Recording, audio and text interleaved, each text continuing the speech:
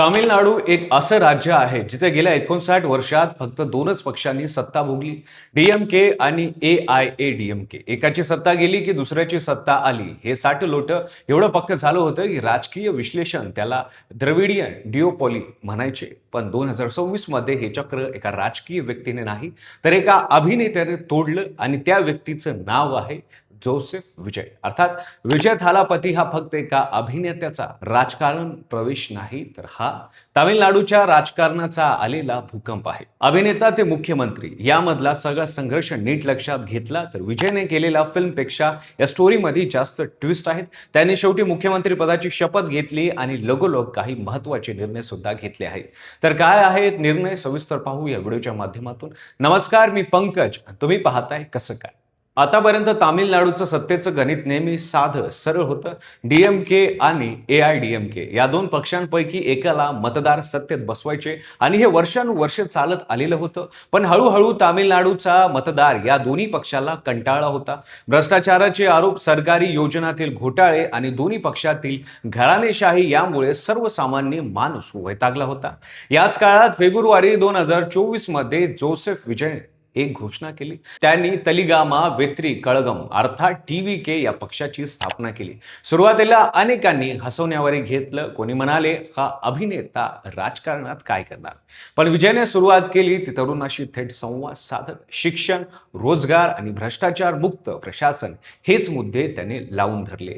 मग मार्च 2026 मध्ये टीव्हीकेने जाहीर केलं की ते सर्व 234 जागी एकट्याने निवडणूक लढवणार. कुठल्याही पक्षाची युती करायची नाही हा निर्णय धाडसाचा होता. पण त्यामागे एक ठोस आत्मविश्वास होता.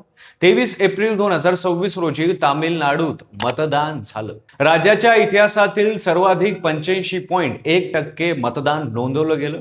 मतदानाचा वाढलेला टक्का हेच सांगत होता की यावेळी काहीतरी वेगळं होणार आहे. 4 मे रोजी निकाल आला आणि निकाल पाहून संपूर्ण देश थक्क झाला. टीव्हीके ज्या पक्षानं पहिल्यांदाच निवडणूक लढवली आणि त्यांना तब्बल 108 जागा मिळाल्या. डीएमकेला 59, एआयडीएमकेला 47 जागा मिळाल्या. या दोन्ही पक्षांनी 59 वर्ष एकत्र राज्य केलं. त्यांना मिळून फक्त 106 जागा होत्या आणि टीव्हीके पक्ष त्यांच्यापेक्षा सरळ ठरला. पण सत्ता स्थापनेसाठी किमान 118 आमदार लागतात. टीव्हीकेकडे 108 होते, म्हणजे अजून 10 आमदारांची गरज होती. इथूनच सुरू झाला 5 दिवसांचा नाट्यमय राजकीय खेळ. काँग्रेसच्या 5 आमदारांनी पहिल्या दिवशी पाठिंबा दिला. आता संख्या झाली 113, पण अजून 5 कमी होते. मग टीव्हीकेचा पाठिंबा आला. त्यांचे 2 आमदार टीव्हीके सोबत आले. संख्या पोहोचली 115, आणखी 3 कमी. इंडियन युनियन मुस्लिम लीगने त्यांना 2 आमदार टीव्हीकेला दिले. आता संख्या झाली 117.